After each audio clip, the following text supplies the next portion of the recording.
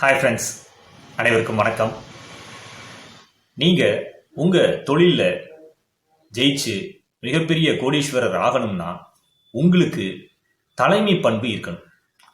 Leadership quality உங்கள்கிட்ட சிறப்பாக இருந்தால் உங்களுக்கு கீழே வேலை செய்கிற எம்ப்ளாயீஸை நல்லபடியாக வேலை செய்ய வச்சு உங்கள் வியாபாரத்தில் அதிகமான வருமானத்தை சம்பாதிக்க முடியும்.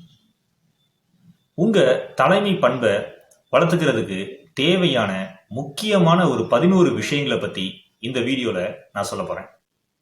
வீடியோவை ஃபுல்லாக பாருங்கள். ஃபஸ்ட்டு நீங்கள் வளர்த்துக்க வேண்டியது பயமின்மை.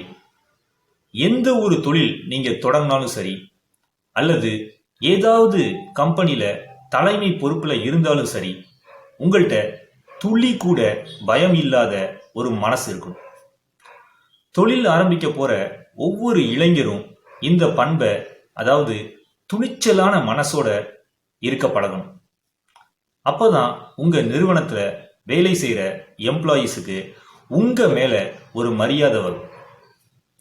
அந்த மரியாதையை அவங்க தங்களுடைய வேலையிலையும் காமிப்பாங்க.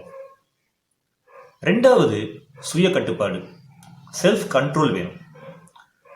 உங்களை நீங்கள் கட்டுப்படுத்த பழகணும். எந்த நேரத்தில் எதை பேசணும், எதை பேசக்கூடாது, இந்த மாதிரி உங்களை நீங்களே கட்டுப்படுத்த பழகணும். அதே மாதிரி சுய ஒழுக்கத்திலையும் நீங்கள் கட்டுப்பாடோட இருக்கணும். உங்களால் உங்களையே கட்டுப்படுத்த முடியலன்னா உங்களுக்கு கீழே வேலை செய்கிற எம்ப்ளாயீஸை கட்டுப்படுத்த முடியாது. மூன்றாவது, நியாயமான முடிவுகள் எடுக்க தெரியும். எது சரியான நியாயமான முடிவு, எது சரியில்லாத முடிவு அப்படின்னு அலசி ஆராய்ந்து இறுதியான முடிவை எடுக்க உங்களுக்கு தெரியும். இந்த மாதிரி நியாயமான முடிவுகள் எடுக்க பழகிட்டீங்கன்னா உங்களுடைய வேலையாட்கள் உங்களுக்கு மரியாதை கொடுப்பாங்க. இதுவும் ரொம்ப முக்கியமான ஒரு தலைவி பண்பு. நாலாவது, உறுதியான முடிவெடுக்கணும். உங்களுடைய தொழில் சம்பந்தமா ஒரு முடிவுகளை நீங்க எடுக்கிறதுக்கு முன்னாடி அலசி ஆராய்ஞ்ச பிறகு ஒரு உறுதியான முடிவை எடுக்க தெரியணும். எந்த முடிவும் எடுக்க தெரியாத ஒரு முதலாளியாவோ அல்லது தலைமை பொறுப்புலையோ நீங்க இருந்தீங்கன்னா உங்களுக்கு கீழே வேலை செய்யறவங்களை சரியான முறையில வழி நடத்த முடியாது. ஐந்தாவது, சீரான திட்டங்கள் போட தெரியும். ஒரு நல்ல முதலாளி அல்லது தலைவர் அப்படிங்கிறவருக்கு தெளிவான திட்டங்கள் போட்டு அந்த திட்டத்தை சிறப்பாக செயல்படுத்தக்கூடிய திறமை இருக்கணும். எந்த திட்டமும் இல்லாம செயல்பட்டீங்கன்னா நீங்க வீழ்ச்சி அடைகிறதுக்கான வாய்ப்புகள் அதிகம். அதனால உங்க தொழில்ல நீங்க வெற்றி அடையணும்னா தெளிவான திட்டங்களை உங்க மாஸ்டர் மைண்ட் டீம் மெம்பர்ஸோட ஒப்புதலோட உருவாக்கணும். உழைப்பு, இதுதான் ஆறாவது. உங்ககிட்ட 2 விதமான உழைப்பு இருக்கணும். அதாவது ஹார்ட் ஒர்க்கும் இருக்கணும், ஸ்மார்ட் ஒர்க்கும் இருக்கணும். இந்த 2 விதமான உழைப்பும் உங்கள்கிட்ட இருந்தாதான் நீங்க ஒரு கோடீஸ்வரராக முடியும். இந்த விஷயத்தை நல்லா அண்டர்ஸ்டாண்ட். ஏழாவது, இனிய சொற்கள். நீங்க உங்க டீம் மெம்பர்ஸ் ஆர் எம்ப்ளாயீஸோட ரொம்ப கடுமையா நடந்துக்காம இனிமையான வார்த்தையை பயன்படுத்தி அவங்கள வேலை செய்ய வைக்கணும். அந்த மாதிரி செயல்பட்டீங்கன்னா உங்க மேல அவங்க அதிக அளவுல மரியாதை வச்சிருப்பாங்க. தங்களுடைய வேலைகளையும் கவனமா செய்வாங்க. ரொம்ப கடுமையான முதலாளிகளை யாருக்கும் பிடிக்காது. ஆனா பயந்த மாதிரி நடிப்பாங்க. அதனால இனிய சொற்களை நீங்க உங்க எம்ப்ளாயீஸ்ட பயன்படுத்துறத ஒரு பழக்கமா வச்சுக்கணும். எட்டாவது, அன்பு. இந்த காலகட்டத்தில் பணத்துக்கு மட்டும்தான் முக்கியத்துவம் பல மனிதர்கள்ட்ட இருக்குது. ஆனா அன்பு அப்படிங்கிறது வெகு சில மனிதர்கள்ட்ட தான் இருக்குது. நீங்க உங்க நிறுவனத்துல வேலை செய்யற எம்ப்ளாயீஸோட பிரச்சனைகளை கேட்டு உங்களால முடிஞ்ச உதவிகளை அவங்களுக்கு செஞ்சீங்கன்னா நிச்சயமா அவங்க உங்க நிறுவனத்தை தன்னுடைய நிறுவனமா நினைச்சு வேலைகளை சிறப்பா செய்வாங்க.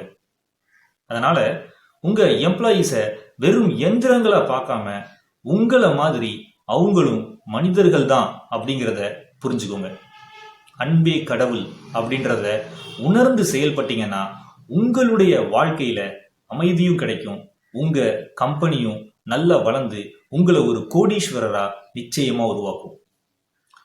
9வது, நாலேஜ். உங்க தொழில் பத்தி நீங்க நல்லா தெரிஞ்சு வச்சிருக்கணும். ஒவ்வொரு நாளும் உங்க தொழில் சார்ந்த புதிய விவரங்களை நீங்க உங்க விரல் நுனியில வச்சிருக்கணும். உங்க தொழில் சார்ந்த அறிவை நீங்க ஒவ்வொரு நாளும் வளர்த்துக்கணும். வெற்றி அடைஞ்சு ஒரு கோடீஸ்வரரா மாறணும்னா உங்க பிசினஸ் நாலேஜை டெவலப் பண்ணுங்க. 10வது, பொறுப்பு. உங்க வியாபாரத்துல நீங்க கவனமாகவும் பொறுப்போடையும் இருக்கணும். பொறுப்பில்லாத எந்த மனிதனும் எந்த துறையிலையும் வெற்றி அடைஞ்சிட முடியாது. அதனால நீங்க உங்க நிறுவனத்துடைய வேலைகளை கவனிக்கிறதுல பொறுப்போட செயல்படணும்.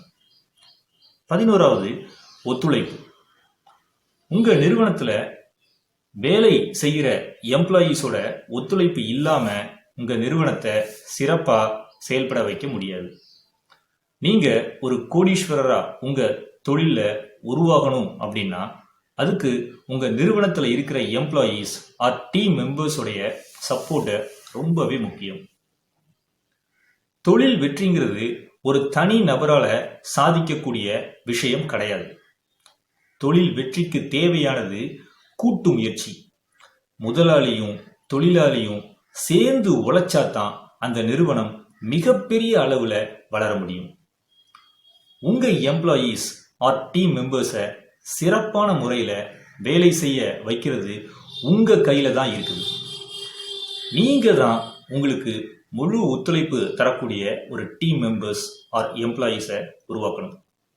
நீங்க முதலாளி அப்படின்றதுக்காக ரொம்ப கடுமையா உங்க எம்ப்ளாயீஸ்ட நடந்துக்கிறத அவங்கள்ட்ட அன்போட இருந்தீங்கன்னா உங்க தொழில வெற்றி அடைகிறதுக்கான முழு ஒத்துழைப்பையும் உங்க எம்ப்ளாயீஸ் உங்களுக்கு தருவாங்க. நான் இந்த வீடியோல சொல்லியிருக்கிற 11 விஷயங்களை நீங்க ஃபாலோ பண்ணீங்கன்னா உங்க வியாபாரம் நிச்சயமா நல்ல வளர்ச்சி அடையும். நான் சொன்ன இந்த 11 விஷயங்களையும் நீங்க அலசி ஆராய்ஞ்சு பாருங்க. உங்களுக்கு இந்த 11 விஷயங்களும் முக்கியம்னு தோணுச்சுன்னா உடனடியா உங்க தொழில செயல்படுத்துங்க. நிச்சயமா இந்த 11 விஷயங்களும் ஒரு நாள் உங்க வியாபாரத்தை பெருக்கி உங்களை ஒரு கோடீஸ்வரரா உயர்த்தும். வெற்றி அடைகிறது எளிதான காரியம் இல்லை. ஆனா தோல்விகளும் நிலையானது அல்ல. தன்னம்பிக்கையே பலம், முயற்சியே மூலதனம்னு செயல்படுற எந்த நபரும் வாழ்க்கையில தோத்து போக மாட்டாங்க. நீங்களும் முயற்சி செய்யுங்க, ஒரு கோடீஸ்வரரா உருவாகுங்க. நன்றி, வணக்கம்.